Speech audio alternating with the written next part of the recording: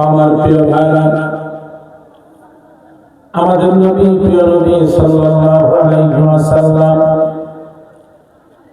যিনি ছিলেন দো জাহানের বাদশা, তিনি দুনিয়াতেও বাদশা ছিলেন, আখিরাতেও বাদশা। কথা বলেন ঠিক কিনা? আমাদের নবী প্রিয় নবী সাল্লাল্লাহু আলাইহি ওয়াসাল্লাম তিনি এমন একজন আইডিয়াল লিডার, এমন একজন আদর্শ নেতা, যিনি তার নিজের জীবনের চাইতে তার উম্মতদেরকে বেশি মহব্বত করতেন। জোরে বলি সুবহানাল্লাহ। আমার প্রিয় ভাইরা, সম্মানিত মুসলিমবৃন্দ, সম্মানিত এলাকাবাসী, হাদিস শরীফের ভিতরে এসেছে রাসূল সাল্লাল্লাহু আলাইহি ওয়াসাল্লাম বলেছেন, একদিন নবী আমার সাহাবাদের সামনে বলছেন, ওয়াদিতু আন্নী লাকিতু ইখওয়ানি, আমার মন চায় আমি আমার ভাইদের সাথে সাক্ষাৎ করি। এরকম করে নবী আমার সাহাবাদের সামনে বলছেন, ফাকালা আসহাবুন নবী সাল্লাল্লাহু আলাইহি ওয়াসাল্লাম, রাসূলের সাহাবীরা বলছে, নাহানু ইখওয়ানুকা, আমরাই তো আপনার ভাই, আপনি আমার কোন ভাইয়ের সাথে সাক্ষাৎ করতে চান? নবী বলেন, সাহাবীরা শোনো, আনতুম আসহাবি, তোমরা আমার সাহাবী, তোমরা আমার ভাই নও। আমার ভাই তো তারা যারা আমাকে দেখবে না কিন্তু আমার দেখানো পথে চলবে। জোরে বলি সুবহানাল্লাহ। রাসূল দুনিয়াতে থাকবে না, রাসূলকে না দেখে আমরা যারা রাসূলের দেখানো পথে চলার চেষ্টা করছি, নবী আমার জীবদ্দশায় আমাদের সাথে সাক্ষাৎ করবার জন্য তিনি অভিপ্রায় ব্যক্ত করেছেন। জোরে বলি সুবহানাল্লাহ। শুধু কি তাই প্রিয় ভাইরা, হাদিস শরীফের ভিতরে এসেছে রাসূল সাল্লাল্লাহু আলাইহি ওয়াসাল্লাম বলেছেন, লিকুল্লি নাবিয়্যিন দাওয়াতান ইয়াদউ বিহা, প্রত্যেকটা নবীর জন্য আল্লাহর পক্ষ থেকে একটা স্পেশাল দোয়া আল্লাহ প্রত্যেক নবীকে দিয়েছিলেন। আমাদের নবী বলেন, আদম আলাইহিস সালাম থেকে শুরু করে আমি নবী পর্যন্ত প্রত্যেক নবীর জন্য একটা স্পেশাল দোয়া আছে। রাসূল বলেন, সব নবীরা তাদের স্পেশাল দোয়াগুলো দুনিয়াতে করেছেন, দুনিয়াতে করে চলে গেছেন। নবী বলেন, ও সাহাবীরা, আমার অনেক বিপদ আপদ এসেছে, আমিও 3 বছর 2 মাস জেল কেটেছি, তায়েফের ময়দানে মার খেয়েছি, উহুদের ময়দানে দন্তবরক আমার শহীদ হয়েছে, কত বিপদ আমার জীবনে এসেছে, কিন্তু আমি আমার স্পেশাল দোয়াটা দুনিয়াতে করি নাই। সব নবীরা তাদের স্পেশাল দোয়াটা দুনিয়াতে করেছে, কিন্তু আমি নবী আমার স্পেশাল দোয়া দুনিয়াতে করি নাই। ওয়া উরিদু আন আস্তাবিতু দাওয়াতি, আমি আমার দোয়াটা রেখে দিয়েছি শাফাআতান লি উম্মতি ফিল আখিরাহ, কিয়ামতের ময়দানে আমার গুনাহগার উম্মতের শাফাআতের সময় আমি আমার দোয়াটা করব। বলি সুবহানাল্লাহ। শুধু কি তাই প্রিয় ভাইরা, আপনার নবী আমার নবী প্রিয় নবী মুহাম্মদুর রাসূলুল্লাহ সাল্লাল্লাহু আলাইহি ওয়াসাল্লাম তিনি বলেন, ইউসাফুল আম্বিয়া মানাবিরু মিন যাহাবিন, কিয়ামতের ময়দানে আল্লাহ রাব্বুল আলামিন প্রত্যেকটা নবীর জন্য একটা স্বর্ণের চেয়ার বরাদ্দ করবেন। আপনার নবী আমার নবী বলেন, কিয়ামতের ময়দানে আরশে আজিমের ডান পাশে আল্লাহ রাব্বুল আলামিন সবগুলো স্বর্ণের চেয়ারগুলো লাইন করে দেবেন। লাইন করে যে সকল নবী রাসূলকে ডাক দিয়ে বলবেন, নবী রাসূলরা তোমরা এই স্বর্ণের চেয়ারে বসে পড়ো। নবী বলেন, ইয়াজলিসুনা আলাইহা, সব নবীরা তাদের স্বর্ণের চেয়ারে বসে পড়বে। লা আজলিসু আলাইহি, কিন্তু আমি নবী আমার স্বর্ণের চেয়ারে বসব না। তাবাকি মিম্বারি, আমি আমার চেয়ারটা ফাঁকা রেখে দেব। সাহাবীরা বলেন, ইয়া রাসূলুল্লাহ, ইয়া হাবিবাল্লাহ, সব নবীরা তাদের স্বর্ণের চেয়ারে বসবে, কিন্তু আপনি নবী কেন আপনার স্বর্ণের চেয়ারে বসবেন না? নবী বলেন, শোনো, ইন্নী আখাফু, আমার ভয় হয় আল্লাহ যদি আমাকে অন্যান্য নবীর সঙ্গে স্বর্ণের চেয়ারে বসায় দিয়া আল্লাহ যদি আমাকে আগে জান্নাতের মধ্যে ঢুকায়া দেয় আর আমার গুনাহগার উম্মতগুলোকে যদি জাহান্নামে দেয়, এই ভয়ে আমি নবী স্বর্ণের চেয়ারে বসবো না। জোরে বলি সুবহানাল্লাহ। আমার প্রিয় ভাইরা, এক নম্বর নবী আমার সঙ্গে আপনার সঙ্গে দেখা করতে চেয়েছেন দুনিয়ার যতদিন বেঁচে ছিলেন। দুই নম্বরে নবী স্পেশাল দোয়া কিয়ামতের সুপারিশের জন্য রেখে দিয়েছেন। তিন নম্বরে নবী কিয়ামতের ময়দানে স্বর্ণের চেয়ারে না বসে নবী আমার দাঁড়ায় থাকবেন আপনার জন্য আমার জন্য। শুধু কি তাই প্রিয় ভাইরা, যেই নবী দুনিয়াতে আপনাকে এত মহব্বত করছেন কিয়ামতের ময়দানেও আপনাকে ছাড়া জান্নাতে যাবে না। যেই নবী এই দুনিয়াতে তার নিজের সাহাবীদেরকে পরিমাণ মহব্বত করতেন, পরিমাণ ভালোবাসতেন, নবী তার নিজের জীবনের চিন্তা চাইতে তার সাহাবীদের জীবনের চিন্তা বেশি করতেন। নবী আমার মক্কা থেকে মদিনায় হিজরত করবেন, হিজরত করার 6 মাস আগে আবু বকরকে ডাক দিয়ে বললেন, ও আবু বকর, আমি কিন্তু মক্কায় থাকবো না, আমি কিন্তু মদিনায় চলে যাব। কারণ হলো নবী যদি হঠাৎ করে মক্কা থেকে মদিনায় চলে যায় সাহাবীরা একাই করে যাবে, কাফেররা তাদের উপর জুলুমের মাত্রা বেড়ে দেবে। এই জন্য নবী আমার হিজরতের 6 মাস আগে ঘোষণা দিলেন, আমি কিন্তু মক্কায় থাকবো না। তার মানে আমি যখন থাকবো না তোমাদের যাতে বিপদ না হয়, এই জন্য যাদের সুযোগ আছে তোমরা মদিনায় চলে যাও, যাদের সুযোগ আছে আবিসিনিয়ায় চলে যাও। তার মানে আপনার নবী আমার নবী নিজের জীবনের চাইতে তার সাহাবীদেরকে বেশি ভালোবাসতেন, এই জন্য হিজরত করার 6 মাস আগে ঘোষণা দিয়েছেন।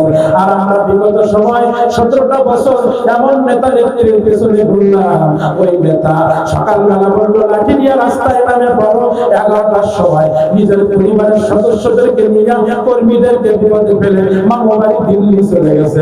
কথা বলেন ঠিক না? এই দুনিয়ায় 17 বছর যার পেছনে স্লোগান দিলেন, যার পেছনে বক্তব্য দিলেন, যার জন্য জীবন দেওয়ার জন্য প্রস্তুতি নিলেন, ওই নেত্রী বিপদের সময় আপনার কথা চিন্তা করে নাই, নিজের পরিবারের সদস্যদেরকে নিয়ে বিমানে চড়ে পালায় গেছে। যেই নেত্রী দুনিয়ায় আপনার কোনো উপকার করতে পারল না, ওই নেত্রী আপনার কবরের উপকারে আসবে না, ওই নেত্রী আপনার হাসরের উপকারে আসবে না। ওরকম হাজারো নেত্রী নেতা এক জায়গায় করলেও আমার নেতার জুতার ফিতার সমতুল্য হবে না। কথা বলেন ঠিক না?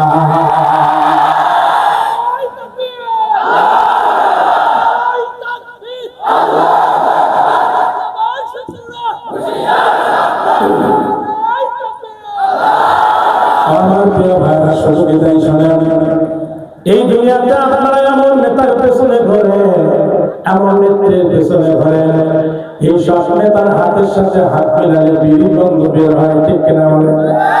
এই সব নেতার হাতের সাথে হাত মিলালে সিগারেটের গন্ধ বের হয়। হযরত আনাস ইবনে মালিক রাদিয়াল্লাহু তাআলা আনহু বলেন, একদিন নবী আমার বাড়িতে তাশরীফ আনলেন। নবী তাশরীফ এনে বাড়ির মধ্যে ঢুকলেন, নবী আমার অঙ্গাচ্ছন্ন হয়ে ঘুমিয়ে পড়লেন। নবী যখন ঘুমিয়ে পড়লেন, হযরত আনাস ইবনে মালিকের মা রাসূলের খালা ছিলেন, উম্মে লাইস তার নাম ছিল। তিনি বাড়ির মধ্যে ঘরের মধ্যে ঢুকে পড়লেন, একটা বাটি নিয়ে রাসূলের পাশে বসলেন, বসে রাসূলের কপাল থেকে ঘামগুলো নিয়ে বাটির মধ্যে ভরতেছেন। রাসূল বলে, ইয়া উম্মে লাইস মা হাযাল্লাযী তাসনাইন, হে উম্মে লাইস তুমি এটা কি করতেছো? উম্মে লাইস বলে, বাবা আমি তোমার শরীর থেকে ঘামগুলো নিয়ে বাটির মধ্যে ভরতেছি। নবী বলেন, এই ঘাম দিয়ে কি করবা? উম্মে লাইস বলে, বাবা এই ঘামের মধ্যে মিষ্টি আম্বার মিশাবো, মিষ্টি আম্বার মিশালে গোটা মদিনার শ্রেষ্ঠ আতর হয়ে যাবে। জোরে বলি সুবহানাল্লাহ। আপনার নেতা আমার নেতার ঘাম দিয়া মদিনার মহিলারা আতর বানিয়ে ব্যবহার করত।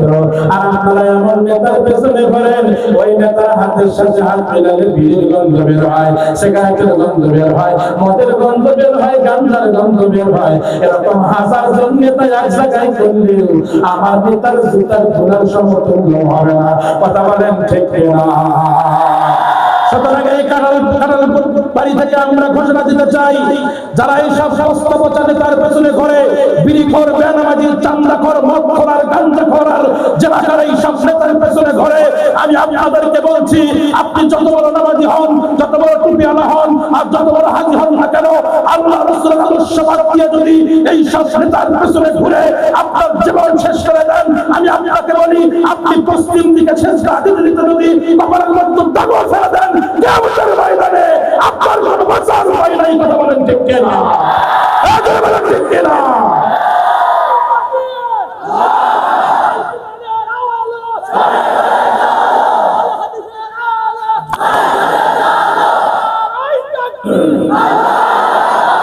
আমরা সেই নবীর মুহাম্মাদুর রাসূলুল্লাহ, সকলে বলি সাল্লাল্লাহু আলাইহি ওয়াসাল্লাম। সম্মানিত উপস্থিতি, আমরা যে কিতাব থেকে কথা শুনবো, এই কিতাবটার নাম কি? জোরে বলেন। হ্যাঁ, আরো জোরে বলেন। এই কিতাবের নাম কি? আরো জোরে বলেন। এই কিতাবের নাম কি? আপনাকে আমাকে সৃষ্টি করেছেন কে? এই কুল কায়নাত সৃষ্টি করেছেন কে? আল কোরআন নাযিল করেছেন কে? আমার প্রিয় ভাইরা, আসেন, এই আল কোরআন আল্লাহর পক্ষ থেকে নাযিলকৃত কিতাব। আপনাকে আমাকে সৃষ্টি করেছেন আল্লাহ, কুল কায়নাত সৃষ্টি করেছেন আল্লাহ। এই যে আমার হাতে একটা মোবাইল আছে ভাই, উদাহরণটা মাঝে মধ্যে দিয়ে দেওয়ার আগে, কারণ এখানে যুবকরা উপস্থিত আছে, এরা হলো আগামী দেশের কর্ণধার। কথা বলেন ঠিক না? এই যুবকরা যেদিকে দেশ সেদিকে, বুড়াগুলো যেদিকে দেশ কিন্তু সেদিকে নয়। সুতরাং যুবকরা সচেতন হও, আগামী দিন ইসলামের দিন, আগামী দেশ কোরআনের বাংলাদেশ, আগামী দেশ ইসলামী বিপ্লবের দেশ। কথা বলেন ঠিক না? যুবকরা শোনো, এই যে তোমাদের ঘরে, তোমাদের পকেটে পকেটে এই মোবাইলটা আছে, আছে না নাই বলেন? এই মোবাইলের লাল বাটনে চাপ দিলে মোবাইল কেটে যায়, সবুজ বাটনে চাপ দিলে মোবাইল রিসিভ হয়। এখন যদি তুমি মনে করো এই মোবাইলটা আমি 2000 টাকা দিয়ে কিনেছি, তা আমার টাকা, এই মোবাইলটা আমার মোবাইল, এটা আমার পকেটে দিনরাত 24 ঘন্টা থাকে, এই মোবাইলে আমি আমার নিয়ম চালাবো, এই মনে করে লাল বাটনে চাপ দিয়ে যদি মোবাইল রিসিভ করতে চাও, সবুজ বাটনে চাপ দিয়ে যদি মোবাইলটা কেটে দিতে চাও, মোবাইল তোমার, টাকা তোমার, তোমার পকেটেই থাকে। বলো তো দেখি, লাল বাটনে চাপ দিয়ে কি মোবাইল রিসিভ হবে ভাই? মোবাইল কি রিসিভ হবে ভাই? তাহলে মোবাইল আমার টাকায় কেনা, আমার কাছেই থাকে, আমার পকেটেই থাকে, কিন্তু মোবাইলটা আমার কথা শোনে না, কথা শোনে তার, নিয়ম মানে তার, যিনি মোবাইলটা তৈরি করেছেন। কথা বলেন ঠিক কিনা? এই যে মাইকেল ভাই, কিছুক্ষণ আগে বললাম ভাই ভলিউমটা বাড়ায় দেন, ভাই ভাই তো ডান দিকে ঘুরাইছে, ভলিউম বাড়ছে, উল্টা দিকে ঘুরালে ভলিউমটা কমে। এখন মাইকালা ভাই যদি বলে না না বুঝলের কথা শুনবো না, এই মাইক আমি আমার টাকা দিয়ে কিনছি, 10 লাখ টাকা দিয়ে কিনছি, এই মাইক আমার বাড়িতে থাকে, এটা আমি চালাই, এখানে আমি আমার নিয়ম চালাবো, উল্টা দিকে ঘুরায় বলে ভলিউম বাড়, ভলিউম বাড়, ভলিউম বাড়। আপনারা বলেন তো ভাই, উল্টা দিকে ঘুরালে কি ভলিউম বাড়বে ভাই? তাহলে এই মাইক ওনার কাছেই থাকে, উনি পরিচালনা করেন, ওনার ঘরেই থাকে, ওনার টাকায় কেনা, কিন্তু এই মাইকটা ওনার কথা শোনে না, কথা শোনে তার, যিনি মাইকটা তৈরি করেছেন। তার মানে যে জিনিস যিনি তৈরি করেন, ওই জিনিসের আইন বা বিধান তিনি দেন, অন্য কেউ দিলে ওই জিনিস ভালো চলে না। কথা বলেন ঠিক কিনা?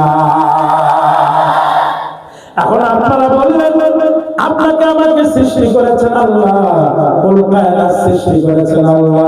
এখন আপনারা বলেন, আমরা যদি আল্লাহর সৃষ্টি হই, তাহলে আমাদের পরিচালনার জন্য যে আইন দরকার, এই আইন কি ব্রিটিশ দেবে না আল্লাহ দেবে?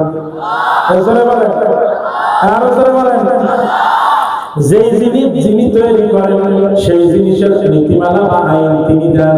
তারা আমাদেরকে সৃষ্টি করেছেন আল্লাহ, তারা আমাদের পরিচালনার জন্য যে আইন দরকার, এটা কি আল্লাহ দেবে না ব্রিটিশ দেবে? তো বাংলাদেশে যে আইন আছে, ওটা কি আল্লাহ দেওয়া না ব্রিটিশের দেওয়া? হাইরে পাগল, নিজের ভালো নাকি পাগলাও বুঝে, আহারে আহারে, ওরা মুসলমান আর আইন নিছে ব্রিটিশের কাছ থেকে। আল্লাহ শয়তান দূর থেকে হাসে আর বলে, আমি এখন লঙ্ঘন করে আমি হইছি শয়তান, আর এরা কতগুলো শয়তান এক জায়গায় হইছে। এরা মনে করে আল্লাহর আইন ছাড়া নাকি এই সমাজে শান্তি প্রতিষ্ঠিত হবে। শয়তান বলে ধর্ষণ আরো বাড়বে রে, চুরি আরো বাড়বে রে, রাহাজানি আরো বাড়বে রে, খুন আরো বাড়বে রে, একরকম লঙ্ঘন করে আমি শয়তান। আর তোরা আল্লাহর আইন বাদ দিয়া মানুষের তৈরি করা আইনকে দেশ চালাতে চাও, আর গোটা বাংলাদেশের লোক ভোট দিয়া 300 শয়তান পাঠায় দিয়েছে সংসদে। আর দূর থেকে শয়তান হাততালি দেয় আর বলে, আমার মতো এইরকম শয়তানি এলাকায় দরকার নাই। এরকম বেনামাজি আর আল্লাহর আইন বিরোধী 300 শয়তান যদি এক জায়গায় থাকে, তাহলে আমি পদত্যাগ করে বাংলাদেশ থেকে অন্য দেশে চলে গেলাম। কথা বলেন ঠিক কিনা? আমরা সৃষ্টি আল্লাহ আই নিছি ব্রিটিশের কাছ থেকে। আরে একটা মোবাইল, এই মোবাইল বাদ দেন, বাড়িতে একটা গ্যাস লাইট, গ্যাস লাইটের দাম কত? 10 টাকা। গ্যাসের দাম 5 টাকা, লাইটের দাম 5 টাকা। 5 টাকার লাইটে একটা সুইচ আছে, পেছনের দিকে চাপ দিলে অন হয়, সামনের দিকে চাপ দিলে অন হয়। আপনি পেছনের চাপ দিয়ে অন করতে পারবেন না। যিনি এই 5 টাকার গ্যাস লাইট তৈরি করেছেন, তার মালা ছাড়া ওই গ্যাস লাইট পর্যন্ত চলে না। এখন কায়নাত আসমান জমিন আল্লাহ সৃষ্টি করেছে, সে আল্লাহর জমিনে আল্লাহর আইন ছাড়া কেমনে সম্বন্ধ হয়? এটা কি বুঝে না? ওদের মতো পাগল এই দুনিয়াতে একটাও নাই। কথা বলেন ঠিক না? সহজ কথা বলে না?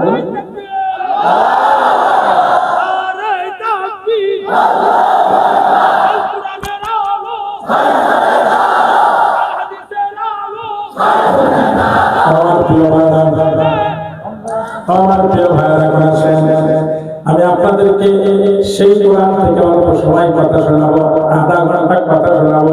কোরআন থেকে 30 মিনিট কোরআন থেকে কথা বলবো, আর 30 মিনিট আমি আমাদের যে উদ্দেশ্য আল্লাহ সন্তুষ্টি, তবে পেছনে আর একটা উদ্দেশ্য থাকে, সে উদ্দেশ্য বাস্তবায়ন করতে হবে। এই জন্য আমি আপনাদের সামনে সংক্ষিপ্ত আকারে আলোচনা করবো। বিধায় সূরা আনআমের 33 থেকে 36 নম্বর আয়াত। আমি আপনারা জোরে বলেন তো সূরার নাম কি? আরো জোরে বলেন সূরার নাম কি? আয়াত হলো 33 থেকে 36 নম্বর আয়াত। কত? 33 থেকে 36। প্রিয় ভাইরা, আসেন, এই আয়াতে কারিমাগুলো নাযিল হয়েছে কখন, এইটা আগে আপনাদেরকে জানতে হবে আলোচনা বোঝার জন্য। ছোট্ট করে 2-3 মিনিটের মধ্যে বলে দেবো, কেউ এদিক ওদিক তাকাবেন না। এই যুবক মোবাইল তো অনেক টিপেছো, ফেসবুক তো অনেক চালাইছো, আজকে একটু চুপচাপ থেকে কোরআনটা শোনো। এমন হতে পারে আজকের আলোচনা আমাদের হেদায়েতের ওসিলা হতে পারে। কথা বলেন ঠিক না? এই যে আয়াতে কারিমাগুলো নাযিল হয়েছে একসাথে সূরা আনআমের 165 আয়াত। কোরআনুল কারীমে যত ছোট ছোট সূরাগুলো আছে এগুলো মক্কায় নাযিল হয়েছে, বড় বড় সূরাগুলো মদিনায় নাযিল হয়েছে। কিন্তু একমাত্র বড় সূরা সূরা আনআম যা নাযিল হয়েছে মক্কায় নবুয়তের 12তম বছর। একটু মনে রাখবেন, কারণ আগে পরের কিছু ঘটনা বলবো। জোরে জোরে বলেন তো, এই আয়াতে কারিমা নাযিল হয়েছে নবুয়তের কততম বছরে? কততম বছরে? 12তম বছরে। এখন আসেন, নবী আমার নবুয়তের 7তম বছরে 3 বছর 2 মাসের জন্য নবী আমার জেলখানায় তাকে দেওয়া হলো। নবুয়তের 7তম বছরে নবী জেলখানায় ঢুকলেন।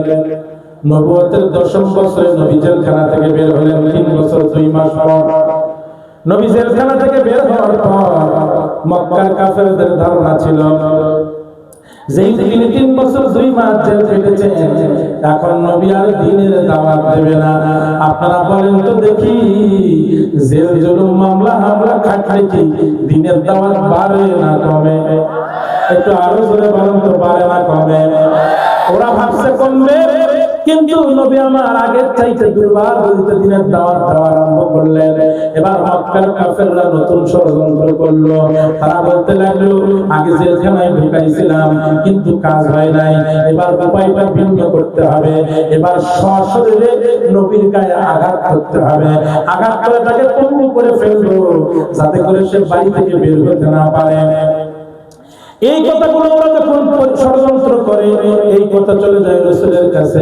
রাসূল গিয়ে তার চাচাকে বলে দেয়, চাচা, এই মক্কার কাফেররা আমার বিরুদ্ধে ষড়যন্ত্র করে, জেলখানায় দিয়ে রাখে, ওরা ক্ষান্ত হয় নাই, ওরা এবার আমাকে শারীরিকভাবে আঘাত করতে চায়। এবার আবু তালেব বলে, বাবা চিন্তা করো না, আমি আছি। এই কথা বলে চাচা আবু তালেব একটা পাহাড়ের চূড়ায় চললেন, চূড়া মক্কার কাফেরদেরকে ডাক দিলেন। ডাক দিয়ে বললেন, মক্কার কাফেররা শুনে রাখো, আমি চাচা আবু তালেব জীবিত থাকা অবস্থায় আমার মুহাম্মাদের গায়ে যদি কেউ ফুলের টোকা দিতে চাও, যদি তোমরা দিয়ে দাও, আমি তার হাতটা তার শরীরের সাথে রাখবো না। জোরে বলি সুবহানাল্লাহ। এই যে নবী আমার রাজনৈতিক সমর্থন পেলেন তার চাচার কাছ থেকে। ঘরের মধ্যে গেলে তাকে সমর্থন দেন খাদিজাতুল কুবরা রাদিয়াল্লাহু তাআলা আনহা। আমি এই ঘটনাটা বড় করে বলবো না, শুধু বলি প্রিয় ভাইরা, যেই বছরে নবী জেলখানা থেকে বের হয়েছেন, নবীর এত বড় সমর্থন দেওয়ার মতো দুইজন লোক, একজন আবু তালেব, একজন খাদিজা, এছাড়া রাসূলের সঙ্গে দিনের বেলা ভয় কেউ দেখা করে না, তাকে সমর্থন দেওয়ার মতো কেউ নাই। গোপনে গোপনে রাতের বেলা রাসূলের সাথে দেখা করে দুইজন মাত্র ব্যক্তি প্রকাশ্য সমর্থন করে, একটা হলো চাচা আর একজন হলো স্ত্রী। কিন্তু দুঃখের বিষয় হলো নবুয়তের 10তম বছরে 6 মাস যাওয়ার পর, জেলখানা থেকে বের হওয়ার 6 মাস যাওয়ার পর হঠাৎ করে রাসূলের চাচা আবু তালেব দুনিয়া থেকে বিদায় গ্রহণ করে। আরে নবী আমার একা হয়ে গেলেন, নবী আমার একা হয়ে গেলেন। আরে আমার বাবা নাই, আমার মা নাই, আমার দাদাও নাই, আমার চাচা ছিল, সেই চাচাও দুনিয়া ছেড়ে চলে গেল। নবী টেনশন করে আর মক্কার অলি গলিতে ঘরে আর খাদিজাতুল কুবরা তার ঘাম মোবারক গুলো আসলা দিয়ে মুছে দেয় আর বলে, ইয়া রাসূলুল্লাহ, ইয়া হাবিবাল্লাহ, আপনি চিন্তা করবেন না, দুনিয়ার কেউ যদি না থাকে আপনার আল্লাহ আপনার সাথে আছে। এই কথা বলে আম্মা জান খাদিজা তাকে সান্ত্বনা দিত। কিন্তু কি দুঃখের বিষয়, চাচা আবু তালেব মারা যাওয়ার কেউ বলেছেন 2 দিন পর, কেউ বলেছেন 6 দিন পর, হঠাৎ করে খাদিজাতুল কুবরা রাদিয়াল্লাহু তাআলা আনহা তিনিও দুনিয়া থেকে বিদায় গ্রহণ করলেন। তাহলে আবু তালিব বিদায় গ্রহণ করলেন, আম্মা জান খাদিজাতুল কুবরা বিদায় গ্রহণ করলেন। রাসূল এখন পাশে দাঁড়াবার মতো আর কেউ থাকলো না, নবী আমার একা হয়ে গেলেন। এখন নবী আমার কি করবেন? নবী চিন্তা করতে করতে হঠাৎ করে মনে পড়লো, মক্কার লোকেরা আমাকে চিনলো না তো কি হয়েছে? আমার বাড়ি থেকে 60 কিলোমিটার দক্ষিণে ওই তায়েফের ময়দান, ছোটবেলায় হালিমাতুস সাদিয়ার ঘরে আমি তো 6 বছর ছিলাম, ওই জায়গায় আমার খেলার সাথীরা আছে। আমার এলাকার লোক কথা শুনে নাই, কি হয়েছে? আমার ছোটবেলার খেলার সাথীদেরকে আমি দাওয়াত দেব। এই মনে করে রাসূল তার পালক পুত্র যায়েদকে সাথে নিয়ে নবী আমার 7 কিলোমিটার পায়ে হেঁটে নবী আমার চলে গেলেন। ওই তায়েফের ময়দানে যাওয়ার পর তায়েফের লোকদেরকে ডাক দিয়ে বলল, তায়েফের লোকেরা, মক্কার লোকেরা আমাকে চেনে নাই, কিন্তু তোমরা তো আমার খেলার সাথী ছিলা, তোমরা হালিমাতুস সাদিয়ার ঘরের আত্মীয়-স্বজন, তোমাদের কাছে আগে দাওয়াত নিয়ে আসছি, কালেমার দাওয়াত, তোমরা কি গ্রহণ করবা? ওই তায়েফের লোকেরা রাসূলকে সম্ভাষণ জানানো তো দূরের কথা, ছোট ছোট পাগল বালকদেরকে পাথর হাতে দিয়ে বলে দিল, এই মুহাম্মদ পাগল হয়ে গেছে, তাকে তোমরা তায়েফ থেকে বের করে দাও। নবীকে তায়েফ থেকে বের করে দেওয়া হলো। নবী আমার রক্তাক্ত হলেন, অজ্ঞান হয়ে পড়ে গেলেন। এরকম করতে করতে নবী আবার মক্কায় চলে আসলেন। এবার আর যাওয়ার মতো জায়গায় নাই, তায়েফ তো শেষ হয়ে গেল, মক্কা তো আপন বলতে প্রকাশ্যে কেউ নাই। নবী এবার আল্লাহর কাছে বলে, আল্লাহ, আমি আর এই দুনিয়াতে 2টা জিনিস ছাড়া থাকবো না, হয় তুমি আমাকে তোমার বাড়িতে নিয়ে চলো, আর না হয় তুমি আমাকে বাদশাহী ক্ষমতা দিয়ে সহযোগিতা করো। আল্লাহ, আবু জাহেলের অধীনে যে সমাজ চলে, ওই সমাজে কোরআন আলাদা ভালো থাকতে পারে না। কথা বলেন ঠিক কিনা? হে আল্লাহ, হয় তুমি আমাকে বাদশাহী ক্ষমতা দাও, আর না হয় তুমি আমাকে তোমার বাড়িতে নিয়ে চলো, একটা দাও। আল্লাহ বলে, নবী রে, চিন্তা করো না, তুমি চাইছো একটা, হয় বাদশাহী ক্ষমতা, আর না হয় আমার বাড়িতে আসতে চাও। চিন্তা করো না নবী, আর কয়েকটা মাস দাঁড়াও, আমি জিবরাইলকে পাঠাবো, জিবরাইলকে পাঠায়া দিয়া 7 তবক আসমান পাড়ি দিয়া আর সে আজিমে আমার বাড়িতে নিয়ে চলে আসবো। ওখান থেকে যাওয়ার পর মদিনায় গিয়ে তোমাকে আমি প্রধানমন্ত্রীও বানায়া দেব। চলে বলি সুবহানাল্লাহ। এই যে নবী আমার 11তম বছরে চলে গেলেন মিরাজে। মিরাজ থেকে যখন আসলেন, মনে মনে নবী আমার স্বস্তি পাইলেন, শান্তি পেলেন। কয়েকদিন পর তো আমি মদিনায় চলে যাব, সেখানে তো আমি প্রধানমন্ত্রী হব। তো নবীর মনের মধ্যে শান্তি, কারণ কি, ওই আল্লাহর বাড়ি থেকে ঘুরে আসছে। কিন্তু মক্কার মুসলমান যারা আছে, ওরা নবীর কাছে আসলো, ইয়া রাসূলুল্লাহ, ইয়া হাবিবাল্লাহ, আমাদের দুঃখের কি শেষ হবে না? এরা আমাদের বিরোধিতা করে, এরা আমাদেরকে এত কষ্ট দেয়। আমরা তো আল্লাহর কথা বলি, আমরা তো আল্লাহর কথা বলি, তাহলে ওরা আল্লাহর বিরোধিতা না করে শুধু আমাদের বিরোধিতা করে কেন? হে আল্লাহর রাসূল, এই দিন কি থাকবে? দিন কি পাল্টাবে না? এরকম করে সাহাবা আজমাইন যখন রাসূলের কাছে এসে বলতো, আপনারা বলেন তো বিগত 17 বছর জালেমরা যখন জুলুম করত তখন আমরা নেতৃবৃন্দের কাছে গিয়ে বলতাম, হুজুর এরকম কি থাকবে, পরিবর্তন কি হবে না, আমাদের কি সুদিন আসবে না, যদি আমরাই ভালো হই তাহলে আল্লাহ বিজয় দেয় না কেন, ওরা যদি খারাপ হয় ওদেরকে ধ্বংস করে না কেন? আপনারা বলেন তো, বিপদে পড়লে মানুষ এরকম কথা বলে কিনা বলেন? এই জন্য আমার সাহাবীদের এই কথাগুলো শুনেছেন। এমন অবস্থায় আল্লাহ রাব্বুল আলামিন সূরা নামের 33 থেকে 36 নম্বর আয়াত নাযিল করে দেন। আল্লাহ কি বলেন? যুবকেরা মনোযোগ দিয়ে শোনো। এবার আল্লাহ কি বলে দেখো। আল্লাহ তার নবীকে সান্ত্বনা দেন, সাহাবীদেরকে সান্ত্বনা দিচ্ছেন। কি বলে? قد نعلم إنه ليحزنك الذي يقولون الله أكبر আরো জোরে আল্লাহু আকবার। আল্লাহ বলেন قد نعلم, অবশ্যই আমি জানি, ইন্নাহু লায়াহযুনুকা আল্লাযী ইয়াকুলুন, ওরা যে আপনাকে কটু কথা বলে, ওরা আপনার বিরুদ্ধে ষড়যন্ত্র করে, ওরা আপনার সাহাবীদেরকে মারে, এইটা যে আপনাকে কষ্ট দেয় এটা আমি আল্লাহ খুব ভালো করে জানি। তার মানে আমি জানি না বিষয়টা কিন্তু এরকম নয়। আমি জানি এদের জুলুম, এদের নির্যাতন, এদের কষ্ট দেওয়া, এদের কটু কথা বলা, এরা যে আপনাকে কষ্ট দেয় এটা আমি খুব ভালো করে জানি। তবে নবী শুনে রাখো, ফাইন্নাহুম লা ইউকাযযিবুনাকা, এরা কিন্তু আপনাকে কষ্ট দেয় না, এরা কিন্তু আপনার বিরোধিতা করে না। কথাটা কেমন হয়ে গেল? নবীর বিরোধিতা করে, অথচ আল্লাহ বলে হ্যাঁ নবী, ওরা কিন্তু আপনার বিরোধিতা করে না, ওরা কিন্তু আপনাকে কষ্ট দেয় না, ওরা আপনার সাহাবীদের বিরোধিতা করে না। সাহাবীদের জুলুম হয়, সাহাবীদের জেল হয়, সাহাবীরা মারা যায়, সাহাবীরা চাবুক খায়, সাহাবীরা রক্তাক্ত হয়। আর আল্লাহ বলে নবী হে, ওরা কিন্তু আপনার বিরোধিতা করে না, আপনার সাহাবীদের বিরোধিতা করে না। তাহলে কার বিরোধিতা করে? এবার আল্লাহ রাব্বুল আলামিন বলে দিলেন শোনো, ওয়ালাকিন্নায যালিমিনা বিআয়াতিল্লাহি ইয়াজহাদুন।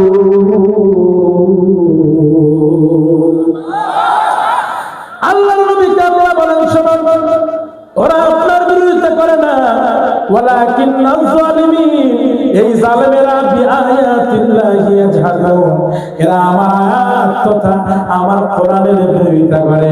এ নবী, এরা কিন্তু আপনার বিরোধিতা করে না, এরা আমার কোরআনের বিরোধিতা করে।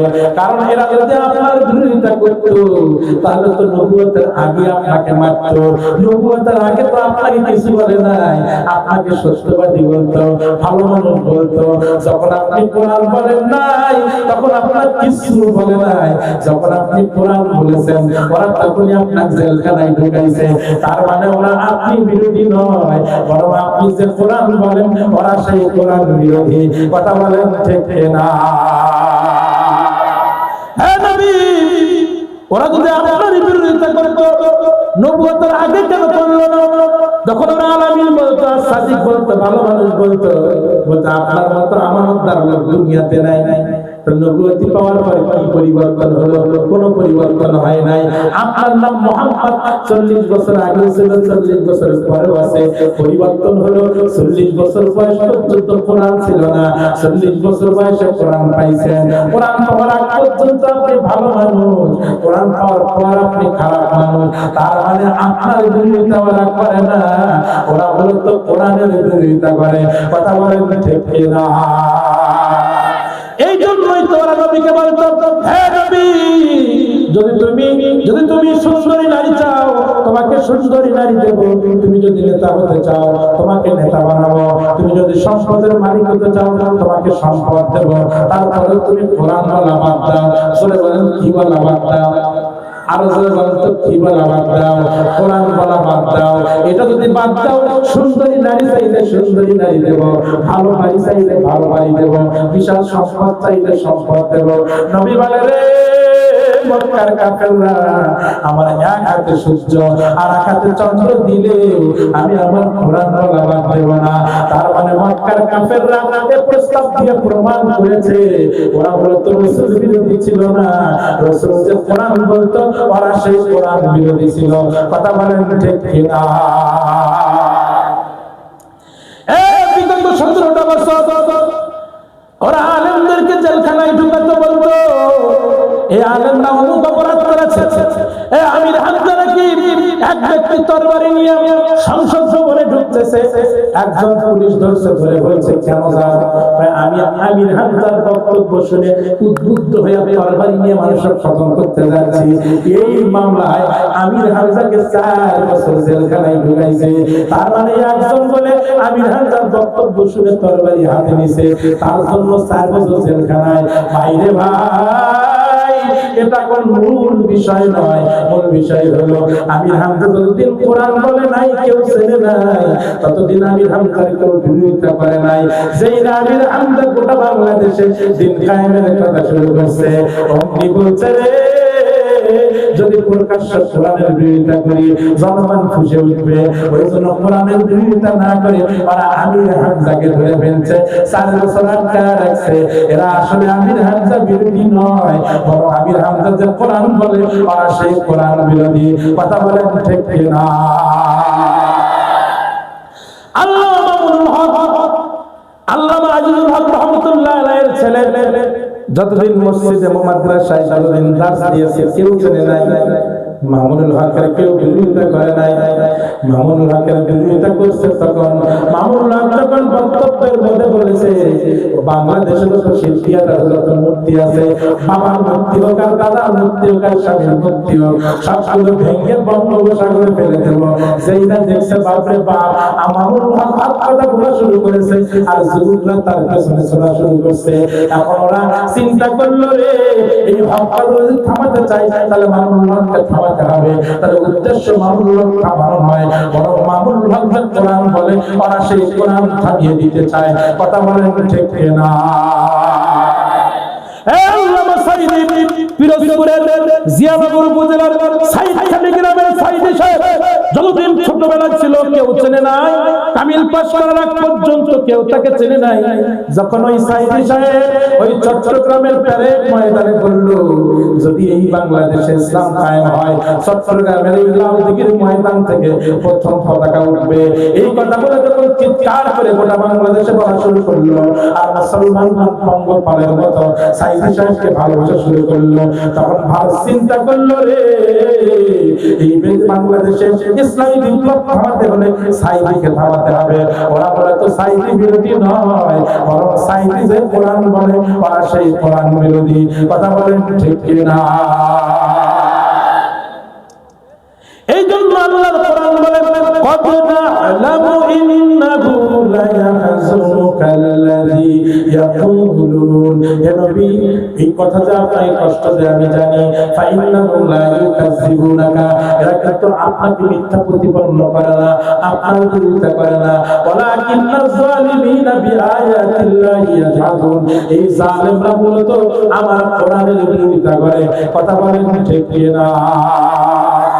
এবার আসেন প্রমাণ, আসেন প্রমাণ নেন একটা হাদিস থেকে। কাফেরদের একজন সর্দার ছিল, যার নাম হলো আখলাস ইবনে শরীক। জোরে বলেন নাম কি? আখলাস ইবনে শরীক। এই আখলাস ইবনে শরীক একদিন আবু জেহেলের কাছে গিয়ে সাক্ষাৎ করে। আবু জেহেলকে গিয়ে বলে, আবু জেহেল, আমি তোমার কাছে আজকে একটা গোপন কথা শুনতে চাই। আবু জেহেল বলে, কার বিষয় শুনবা? আবু জেহেল বলে, কার বিষয় শুনবা? আখলাস ইবনে শরীক বলে, আমি মুহাম্মদ সাল্লাল্লাহু আলাইহি ওয়াসাল্লামের বিষয় শুনবো। এবার আবু জেহেল বলে, যদি সত্য কথা শুনতে চাও জানলা দরজা ভালো করে লাগাও। জানলা দরজা ভালো করে লাগালো। এবার আবু জেহেল সন্দেহ করে ঘরের বাইরে গিয়ে চতুর্দিক দিয়ে দেখে আসলো কেউ শোনে কিনা। এবার জানলা দরজা ভালো করে দিয়া আবু জেহেল আখলাস ইবনে শরীক আর কেউ নাই, এই দুইজন মিলে ঘরের মধ্যে বসেছে।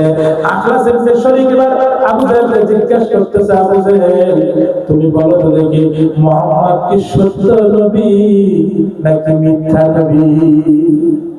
আরে এবার আবু জেহেল বলে, আখলাস ইবনে শরীক, সত্য কথা যদি বলি রে, গোপন তো গোপন ফাঁস হয়ে যাবে। সত্য কথা শুনে নাও, মুহাম্মদ সাল্লাল্লাহু আলাইহি ওয়াসাল্লাম অবশ্যই সত্য নবী, উনি যে কোরআন বলেন সেটাও সত্য। বলে, তাহলে বিরোধিতা করো কেন? বিরোধিতা করো কেন? বলে, বিরোধিতা কি আর সাথে করি রে? বলে, কেন বিরোধিতা করো? বলো, বনু তামিম গোত্রের দায়িত্ব হলো কাবা ঘরের চাবি রক্ষণাবেক্ষণ করা, আর আমাদের বংশের দায়িত্ব হলো কাবা ঘরের নেতাগিরি করা। এখন ওই বনু তামিম গোত্রের লোকেরা কাবা ঘরের দায়িত্ব পালন করে। আবার ওই গোত্রে যদি নবীও দেওয়া যায়, তাহলে চাবিও তাদের হাতে, নবীও তাদের হাতে, তাহলে আমাদের সিয়ার থাকে। তার মানে সিয়ার টিকানোর জন্য ওরা নবীর বিরোধিতা করত। ওরা জানতো মুহাম্মদ সত্য নবী, কোরআন সত্য। এই বাংলাদেশেও যে নেতারা আছে আজকে যারা আল কোরআনের পক্ষে কথা বলছে, বড় দেশে ইসলামী সমাজ কায়েমের পক্ষে কথা বলছে, যারা দিন কায়েমের পক্ষে কথা বলছে, যারা দিন বিরোধী, ওরা কিন্তু জানে আলেমরা ভালো, এরা দুর্নীতি করবে না, এরা কাঠের টাকা নেবে না, এরা দুর্নীতি করবে না, এরা রডের বদলে বাঁশ দেবে না, এরা ব্যাংক লুট করবে না, এরা চুরি করবে না, এরা বেগম পাড়ায় বাড়ি বানাবে না, এরা রিজার্ভ ফান্ড চুরি করবে না। কারণ এরা মসজিদে ইমামতি করে, তারাই যদি আবার চুরি করে জনগণ টুটি ধরবে চেপে। কথা বলেন ঠিক কিনা? ওরা জানে এরা ভালো মানুষ, এরা গেলে এই দেশে দুর্নীতি থাকবে না, চুরি থাকবে না, ওরা জানে। কিন্তু ওরা এই জন্য বিরোধিতা করে, আরে হুজুররা যদি ক্ষমতায় যায় তাহলে আমাদের তো সিয়ার থাকে না, শুধুমাত্র সিয়ারের জন্যই তারা বিরোধিতা করে। কথা বলেন ঠিক কিনা?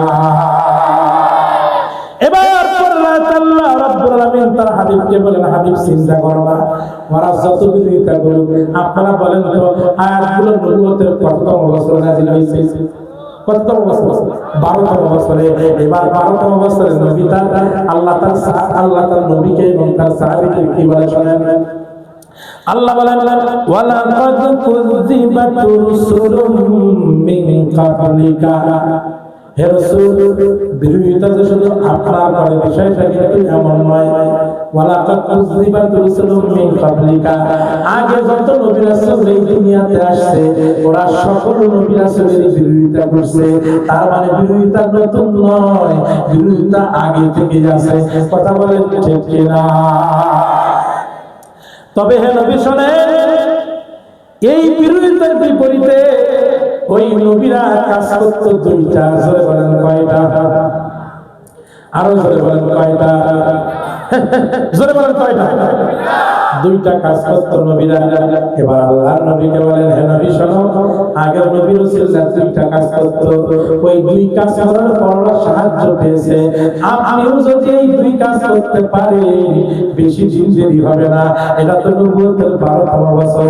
13তম বছরে হিজরত করাবো, ওখানে গিয়ে আপনি প্রধানমন্ত্রী হবেন। কিন্তু নবীরে, আগের নবীরা যেরকম করেছে, আগের নবীরা যেরকম দুইটা কাজ করেছে, আপনাকেও ওই দুইটা কাজ করতে হবে। সেই দুইটা কাজ কোনটা? আল্লাহ বলেন, ফাসবারু আলা মা কুযিবু। আল্লাহু আকবার বলেন। আল্লাহ বলেন, নবী শোনো, ফাসবারু আলা মা কুযিবু। ওরা যে মিথ্যা প্রতিপন্ন করবে, ওরা যে আপনার উপর জুলুম করবে, ওরা আপনাকে জেলে দেবে, আপনার বিরুদ্ধে মামলা দেবে, আপনাকে জঙ্গি বলবে, আপনাকে মিথ্যাবাদী বলবে, এই সব কথায় কান দেওয়া যাবে না। ফাসবারু, আপনাকে ধৈর্য ধারণ করতে হবে। কথা বলেন ঠিক কিনা? তাহলে 1 নাম্বার কি করতে হবে? ধৈর্য ধারণ করতে হবে। 2 নাম্বার কি? ওয়াউযু, কষ্ট সহ্য করা লাগবে। এমনি আল্লাহ বিজয় দেবে না। আরে তুমি একটু যদি বাগদা বাজারে যাও, বাগদা বাজারে গিয়ে একটা পাতিল কেনার সময় হাতের উপর নিয়ে এরকম ঠক ঠক করে 3 বার বাড়ি দাও। দোকানদার জিজ্ঞেস করে, পাতিল কিনবা 15 টাকার, বাড়িতে দেখার দরকার কি? আপনি বলেন, টাকা দিয়ে জিনিস কিনবো, আমি কি বাড়িতে দেখবো না, এমনি কিনবো। তাহলে প্রিয় ভাইরা, আল্লাহ কিয়ামতের ময়দানে আপনাকে জান্নাত দেবে, দুনিয়াতে আপনাকে ক্ষমতা দেবে। আপনি দেবে না রে, একটু কষ্ট সহ্য করা লাগবে, একটু পরীক্ষা নেওয়া লাগবে। কথা বলেন ঠিক কিনা? তার মানে হলো ধৈর্য ধারণ করা, কষ্ট করে এই দুইটা কাজ যদি করতে পারেন, হাত্তা আতাবুন নাসরুনা। আল্লাহু আকবার! আরো জোরে বলেন আল্লাহু আকবার! আল্লাহর নবীকে বলেন, হাত্তা আতাবুন নাসরুনা। এই দুইটা কাজ করতে পারলে আমার পক্ষ থেকে সাহায্য আসবে। ওয়ালা মুবাদদিলা লিকালিমাতিল্লাহ। এই পদ্ধতির কোনো পরিবর্তন নাই, এই কালেমার কোনো পরিবর্তন নাই। তার মানে বিজয় আসার পদ্ধতি হলো জেল জুলুম মামলা হামলা শহীদ হওয়া এগুলো সহ্য করা, আর এই সময় ধৈর্য ধারণ করা, কষ্ট আর ধৈর্য এই দুই মিলে বিজয়, এর বাহিরে বিজয় আসার কোনো সুযোগ নাই। কথা বলেন ঠিক না? এখন আসেন তাহলে পদ্ধতি আল্লাহ এটার কোনো পরিবর্তন নাই, তাহলে কেমন করে বিজয় দেবে? এখন আসেন একটা আয়াত করে আমি আমার আলোচনার ফিনিশিং এর দিকে চলে যাব। প্রিয় ভাইরা, সূরা বনী ইসরাইল, জোরে বলেন সূরার নাম কি? আরো জোরে বলেন সূরার নাম কি? 33 নম্বর আয়াত। জোরে বলেন কয় নম্বর আয়াত? 33 নম্বর আয়াত। আল্লাহ রাব্বুল আলামিন কি বলে দেখেন, আল্লাহ বলেন ওয়ালা তাকতুলুন নাফসাল্লাতী হারামাল্লাহু ইল্লা বিল হক। আগে রয়েছে পদ্ধতির কোনো পরিবর্তন নাই, জেল জুলুম নির্যাতন সহ্য করলে বিজয় দেবে। এবার বলে সূরা বনী ইসরাইল 33 নম্বর আয়াত, আল্লাহ বলে খবরদার অন্যায়ভাবে মিথ্যা সাক্ষ্য দিয়া কাউকে বিচার বহির্ভূত ভাবে হত্যা করো না। মিথ্যা সাক্ষী দিয়া অন্যায়ভাবে বিচার বহির্ভূত ভাবে তোমরা কাউকে হত্যা করো না। এই কথা বলেছেন কে? আরো জোরে বলেন কে? এবার আল্লাহ বলে শোনো, অন্যায়ভাবে মিথ্যা সাক্ষী দিয়া বিচার বহির্ভূত যদি কাউকে হত্যা করো, তাকে যদি মজলুম বানাও,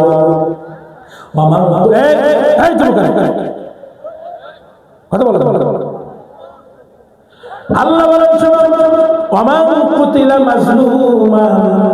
যদি তোমরা মজলুম করে কাউকে হত্যা করা হয়, কুতিলা হলো মজলুমের সিগা, যদি কাউকে মজলুম বানায় হত্যা করা হয়, তার মানে বিনা বিচারে অন্যায় ভাবে মিথ্যা সাক্ষীর মাধ্যমে, বিগত সময় মিথ্যা সাক্ষীর মাধ্যমে মানুষকে হত্যা করা হয়েছে কিনা বলে? আরে কত বড় জালেম রে! ও বলে আমি 3 মাইল দূর থেকে রেল লাইনে যাওয়ার সময় রেলের ভেতর থেকে দেখছি আল্লামা সাইদি নাকি ধর্ষণ করছে। জোরে বলেন নাউজুবিল্লাহ। কয় মাইল দূর থেকে দেখছে ভাই? কার ঘর থেকে দেখছে? ট্রেনে চলে যাচ্ছে, 3 মাইল দূর থেকে দেখছে অমুক জায়গায় অমুকজন ধর্ষণ করতেছে। কত বড় বাটপার, আর কত বড় বদমাইশ, আর কত বড় জালেম! কথা বলেন ঠিক না? আল্লাহ বলে শোনো রে, আমার কুতিলা মজলুমান, যদি কাউকে মজলুম বানায় হত্যা করো, ফাকাদ জাআলনা লিওয়ালিহি সুলতানা, যাকে মজলুম বানাবে আমি আল্লাহর দায়িত্ব হলো ওই মজলুমের যে অভিভাবক থাকবে, ওই অভিভাবককে আমি সুলতানা, আমি আল্লাহ তাকে বাদশাহী ক্ষমতা দান করব। জোরে বলি সুবহানাল্লাহ। তার মানে আল্লাহর বিধান হলো কাউকে মজলুম বানালে তার পরবর্তী জনগোষ্ঠীকে আল্লাহ ক্ষমতাবান বানাবেন। এজন্য বানাবেন যাতে করে ওই মজলুম ব্যক্তিদের পক্ষে হয়ে জালেমদের বিচার করতে পারে। এই জন্যই আল্লাহ মজলুমদের পরবর্তী প্রজন্মকে বিজয় দেবে। এটার প্রমাণ এই বাংলাদেশে হয়েছে। এই বাংলাদেশের স্বাধীনতার স্থপতি শেখ মুজিবুর রহমান, তাকে 1975 সালের 15 আগস্ট তাকে একদল বিপদগামী সেনাবাহিনী বিনা বিচারে হত্যা করেছে। আপনারা বলেন তো, শেখ মুজিবকে হত্যা করা ন্যায় হয়েছে না অন্যায় হয়েছে? কি হয়েছে? অন্যায় হয়েছে। এই যে অন্যায় ভাবে হত্যা হয়েছে, আল্লাহ বলেন ওমান কুতিলা মাজলুমান, মজলুম করে হত্যা করছো, ফাকাদ জাআলনা লিওয়ালিহি সুলতানা, আর অভিভাবককে বাদশাহী দেব। তার মানে শেখ হাসিনা জীবিত ছিল, জীবিত আছে। আল্লাহ বলে মজলুম ভাবে বাপকে হত্যা করছে, যেহেতু এই মুহূর্তে অভিভাবক শেখ হাসিনা, আল্লাহ বাংলাদেশের শেখ হাসিনাকে ক্ষমতা দিয়েছিলেন। কথা বলেন ঠিক কিনা? ক্ষমতা পাওয়ার পর সে অহংকারী হয়ে গেছে কিনা পরের কথা, কিন্তু আল্লাহ কোরআনের আয়াতের বাস্তবায়ন করেছেন। এবার আসে বাংলাদেশের সবচেয়ে দেশপ্রেমিক রাষ্ট্রপতি যিনি ছিলেন, দেশপ্রেমিক রাষ্ট্রপতি শহীদ প্রেসিডেন্ট জিয়াউর রহমান, তিনি ছিলেন একজন দেশপ্রেমিক মানুষ। কথা বলেন ঠিক কিনা? এই শহীদ প্রেসিডেন্ট জিয়াউর রহমানকে একদল বিপদগামী সেনাবাহিনী বিনা বিচারে তাকে চট্টগ্রামে হত্যা করেছে। কথা বলেন ঠিক কিনা? আল্লাহ বলেন সূরা বনী ইসরাঈলের 33 নম্বর আয়াত, কাউকে যদি মজলুম বানাও তার অভিভাবককে আমি ক্ষমতা দেব। আল্লাহ শহীদ প্রেসিডেন্ট জিয়াউর রহমানের শহীদের বিপরীতে আল্লাহ খালেদা জিয়াকে এই দেশের প্রধানমন্ত্রী বানাইছিলেন। এখন আসেন বিগত সময় আল্লামা সাঈদীকে ওরা হত্যা করলো, কাদের মোল্লা কামরুজ্জামান মতিউর রহমান নিজামীকে হত্যা করলো। যদি শেখ মুজিবুর মরার কারণে শেখ হাসিনা ক্ষমতা পায়, প্রেসিডেন্ট জিয়াউর রহমান মরার কারণে খালেদা জিয়া ক্ষমতা পায়, তাহলে বিগত আলেম সমাজকে যারা শহীদ করলো, তাহলে এই বাংলাদেশে আগামী দিনে আলেমরাই ক্ষমতায় আসবে। এটাই সূরা বনী ইসরাঈলের 33 নম্বর আয়াতের বক্তব্য। কথা বলেন ঠিক কিনা? সুতরাং বাংলাদেশে তোমরা যারা যা বলো না কেন, তোমরা আল কোরআনের বিরুদ্ধে যুদ্ধ করো না কেন, এদেশের শরিয়া আইনের বিরুদ্ধে তোমরা যুদ্ধ করো না কেন, শেখ মুজিবের হত্যার কারণে শেখ হাসিনা ক্ষমতায় এসেছে, জিয়াউর রহমানের হত্যার কারণে খালেদা জিয়া ক্ষমতায় এসেছে, এই দেশে আলেম ওলামাদেরকে হত্যা করা হয়েছে, আগামী দিনে এই দেশে আলেম ওলামারাই ক্ষমতায় আসবে। কথা বলেন ঠিক কিনা? আরো জোরে বলেন ঠিক কিনা?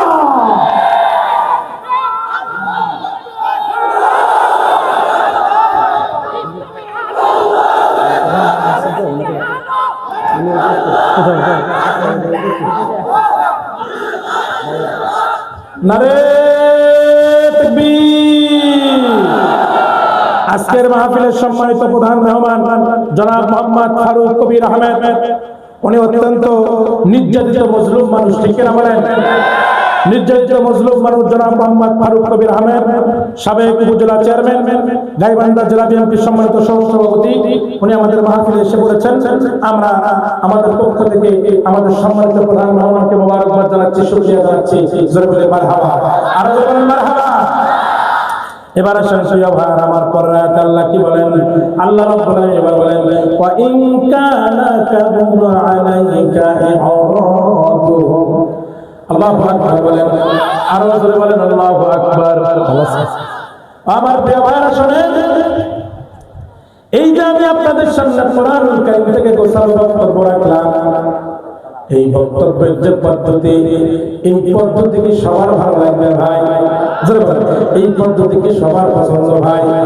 এবার আল্লাহ বলে শোনো, ওয়াইন কানা কাবুরা আলাইকা ইরাদুহুম, যারা তোমরা জুলুম সহ্য করতে পারবে না, যারা এই কথাগুলো তোমরা পছন্দ করো না, আল্লাহ বলে ফা ইনিস্তাতা, যদি তোমার পক্ষে সম্ভব হয়, আন তাত্তাগিয়া নাফাকান ফিল আরদি, জমিনের মধ্যে গর্ত করে সেই জমিনের মধ্যে ঢুকে পড়ো।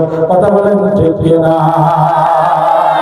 দুনিয়ায় থাকতে হলে আল্লাহর কোরআনের বিধান মানতে হবে, দুনিয়ায় থাকতে হলে দিন বিজয়ের পক্ষে থাকতে হবে, কিন্তু তুমি দিন বিজয়ের পক্ষেও থাকবে না, আল কোরআনের বিধান মানবে না, তাহলে এই দুনিয়াতে থাকার দরকার নাই। আমার অক্সিজেন দিয়ে তুমি জীবন ধারণ করো, 5 মিনিট অক্সিজেন বন্ধ করলে এই দুনিয়াতে থাকার তোমার কোনো সুযোগ নাই। আমার দেওয়া অক্সিজেন গ্রহণ করে দুনিয়ায় বেঁচে থাকো আর আমার বিরোধিতা করো, না না, এরকম করলে হবে না। যদি এই দুনিয়ায় থাকতে চাও তাহলে আল কোরআনের পক্ষে থাকবে, দিন বিজয়ের পক্ষে থাকবে। আর যদি পছন্দ না হয়, ফা ইনিস্তাতা, যদি তোমার সম্ভব হয়, গর্ত করে তুমি জমিনের মধ্যে ঢুকে পড়ো। আর যদি জমিনের মধ্যে ঢোকা সম্ভব না হয়, সিঁড়ি বানাও, সিঁড়ি বানায় আসমানে উঠে যাও, তার মানে হয় আসমানে চলে যাও, না হয় জমিনের মধ্যে ঢোকো। আর যদি দুনিয়ায় থাকতে চাও, আমার আসমান আমার জমিনে থাকবা, আর আমার দিনের পক্ষে থাকবে না, বিরোধিতা করবা, তা হতে পারে না। কথা বলেন ঠিক না? আল্লাহ বলে শোনো, তোমরা কি মনে করো সবাই তোমাদের পক্ষে আসবে, সবাই কোরআনের কথাগুলো শুনবে, সবার কি কোরআনের কথাগুলো ভালো লাগবে না? ওয়ালাউ শাআল্লাহু লাজামাআহুম আলাল হুদা ফালা তাকুনান্না মিনাল জাহিলিন। আল্লাহ বলে শোনো, সবাই হেদায়েত পাবে না, সবাই হেদায়েত পাবে না, কিছু লোক হেদায়েত পাবে। যারা মনে করে সবাই হেদায়েত পাবে তারা হলো মূর্খ। ফালা তাকুনান্না মিনাল জাহিলিন, তোমরা খবরদার মূর্খদের অন্তর্ভুক্ত হয়ো না। আমার প্রিয় ভাইরা, আরো আলোচনা আছে কিন্তু করব না, কারণ আমাদের আজকে ভাইরাল বক্তা যুবকরা আসছে, আমারও শোনার জন্য আসে নাই, ওরা আপনার আসছে দেখার জন্য আসছে।